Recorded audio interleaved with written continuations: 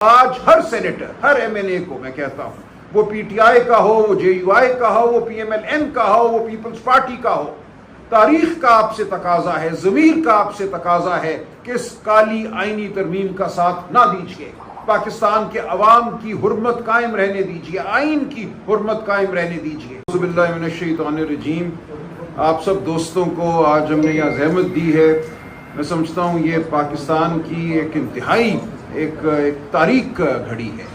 آج ایک ایسا فیصلہ آیا ہے ہمارے سپریم کورٹ کی جانب سے جو ایک دعوت گناہ ہے، جو یہ کہہ رہا ہے کہ جاؤ لوٹو لوگوں کے ضمیروں کو، ہمیں ایک آئینی ترمیم درکار ہے اپنے آپ کو طوالت دینے کے لیے۔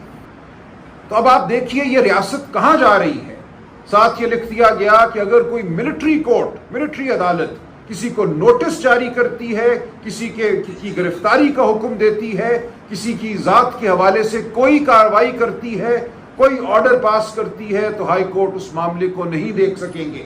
یعنی کہ کال کوٹری میں آپ کو مجھے اٹھا کے پھینکنا، یہ کہنا کہ اس شخص کا اٹھایا جانا، گرفتار ہونا ہماری نیشنل سیکیورٹی کے لیے ضروری ہے، اس کے بعد اس کال کوٹری میں کوئی میجر صاحب، کوئی کرنل صاحب مقدمہ چلائیں گے، وہ مجھے 14 سال سزا دیں، مجھے سزائے موت دیں، کوئی عدالت پاکستان کی اس معاملے کو دیکھ نہیں سکے گی۔ تو یہ ہے وہ آئینی ترمیم، یہ ہے وہ پیکج جس کے لیے آج راہ ہموار ہوئی ہے۔ آئینی عدالت کی بھی کچھ بات کر لیتی ہے۔ یہ آئینی عدالت کیا ہے؟ آئینی عدالت یہ ہے کہ آج کے وزیر اعظم کو، جن کو ہم نہیں مانتے، ہم کہتے ہیں یہ فارم 47 کے وزیر اعظم ہے، اور آپ کو مجھے بتانے کی ضرورت نہیں ہے، آپ سب لوگ جانتے ہیں کہ 8 اور 9 فروری کی رات کیا ہوا۔ اس وزیر اعظم کی ایما سے ایک فرد واحد کی ثوابدید کی بنیاد پر ایک چیف جسٹس لگایا جائے گا اس نئی عدالت کا۔ اس نئی عدالت میں ریٹائرمنٹ کی عمر 68 سال رکھی جا رہی ہے۔ بالکل نظر آتا ہے کہ منصوبہ کیا ہے، کس کو یہ چیف جسٹس لگانا چاہتے ہیں، لیکن کسی کو بھی لگائیں، وہ ایک فرد واحد کی ثوابدید پر ایک شخص ہوگا جس کو آپ آئینی عدالت کا چیف جسٹس مقرر کریں گے، اور پھر وہ شخص باقی تمام جو جج ہیں ان کا تقرر کرے گا۔ تو بالکل ایک کٹ پتلی عدالت، ایک ایسی عدالت جو تابعدار ہوگی، یہ قائم کی جا رہی ہے، اور اس عدالت کو تمام وہ اختیارات دیے جا رہے ہیں آئینی جو اس وقت سپریم کورٹ آف پاکستان کو حاصل ہیں۔ سپریم کورٹ آف پاکستان ایک ثانوی عدالت کے طور پہ قائم رہے گی، ایک ڈھانچے کے طور پہ قائم رہے گی، لیکن اس کی روح، اس کی جو اصل طاقت ہے وہ چھین لی جائے گی، بنیادی حقوق کے حوالے سے، تمام جو آئینی عمل ہے اس کے حوالے سے۔ یہ کہا جا رہا ہے کہ کسی بھی سیاسی جماعت کو اگر کالعدم قرار دیا جاتا ہے، پاکستان کے مفاد کے خلاف قرار دیا جاتا ہے، تو اس جماعت کے خلاف ریفرنس بھی اس آئینی عدالت کو بھیجا جائے گا کہ اس جماعت کو کالعدم قرار دیا جائے۔ تو یہ ہے منصوبہ سازوں کے۔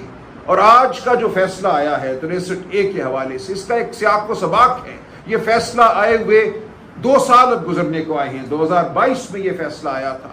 2022 کے بعد اس کو اٹھا کر آج نظر ثانی کے لیے مقرر کرنا اور 2-3 دن کی ایک ہیئرنگ کرنا، جس کے حوالے سے سپریم کورٹ کے معزز جج صاحبان کے زبردست اور گہرے تحفظات تھے کہ بینچ کس طرح بنا، کس طرح یہ کارروائی ہوئی، ان تمام تحفظات کو پس پشت ڈالتے ہوئے 3 دن میں ایک فیصلہ دے دیا گیا۔ اور اس وقت یہ فیصلہ دیا گیا جب طالع آزما، جب مقتدر حلقے چاہتے تھے کہ راہ ہموار ہو۔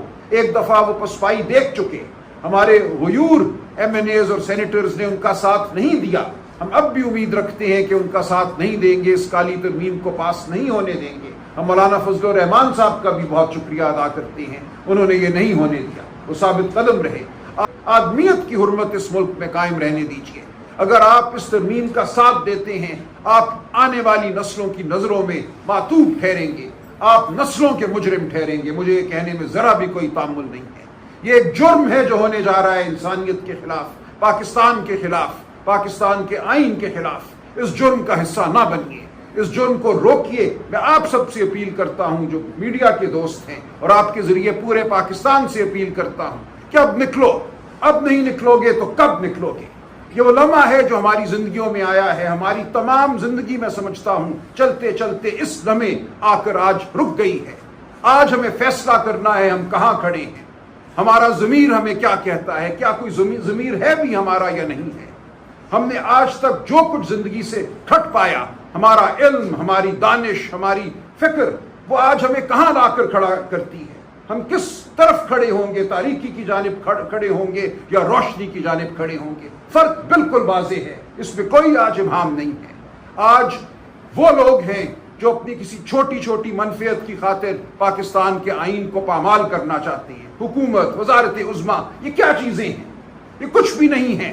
تاریخ کے عمل میں یہ ایک حاشیہ بھی نہیں ہوگا, بدنما حاشیہ بھی نہیں ہوگا ان لوگوں کی حکومت. لیکن اپنی حکومت کو طول دینے کے لیے, اپنی ججی کو طول دینے کے لیے یہ کچھ بھی کرنے کو تیار ہے. آپ ان کو بتائیے, گریبان تھامیے ان لوگوں کا, روکیے ان کو یہ جرم کرنے سے. ہم آپ کے ساتھ ہیں, ہم آگے آپ کے ساتھ بڑھیں گے, ہم چلیں گے, آپ ہمارے ساتھ چلیے. بہت شکریہ. میں سر آپ کو یہ کہوں گا, جو اسٹیبلشمنٹ کے ٹاؤٹس ہیں ان کی باتوں کو آپ اتنا سنجیدہ مت لیا کریں, اور اس کو تو ویسے بھی سنجیدہ نہ لیا کریں. جو آدمی ایک ٹاک شو میں جوتا ٹیبل پہ رکھ کے جو ہے وہ قوم کے سامنے بیٹھا ہو, اور پھر جس طریقے سے وہ الیکٹ ہوئے ہیں سینیٹر, میں یہ سمجھتا ہوں کہ یہ باتیں جو ہے یہ غیر سنجیدہ باتیں. اور آج کے موقع پہ اس کا آنا, اور پھر ہمارے چیف منسٹر کے حوالے سے بھی یہ بات کرنا کہ ان کی جان کو خطرہ ہو سکتا ہے. اور یہ وہی شخص ہے جس نے پہلے بھی, آپ کو یاد ہے خان صاحب پہ جب گولی چلی تھی تو اس سے پہلے بھی آ کے میڈیا پہ ایسی بات کی تھی. میں صرف یہ تنبیہ کرنا چاہتا ہوں کہ جس نے بھی آپ کو بٹھایا اور یہ بات کروائی ہے, یہ سوچئے گا بھی مت, اس ملک کو انتشار کی طرف بالکل دھکیلنے کی کوشش مت کریں. میں جن دوستوں نے اس کو بھیجا پریس کانفرنس کے لیے, ان کو بھی کہوں گا کہ ایسے لوگوں سے اجتناب کریں کہ جن کا کوئی حساب کتاب کوئی نہیں ہے. کل پوری قوم کسی انتشار کا شکار ہو جائے گی. پرامن احتجاج کی کال ہے اور یہ جلسے کی کال نہیں ہے. شکریہ. دے آر آل سیف, اور ہم سے رابطے میں ہیں, سارے سب سیف ہیں. کل کا مجھے پتہ نہیں, علم غیب میرے پاس ہے نہیں. As we speak they are all with us, they are all safe and in safe. بہت شکریہ. Thank you.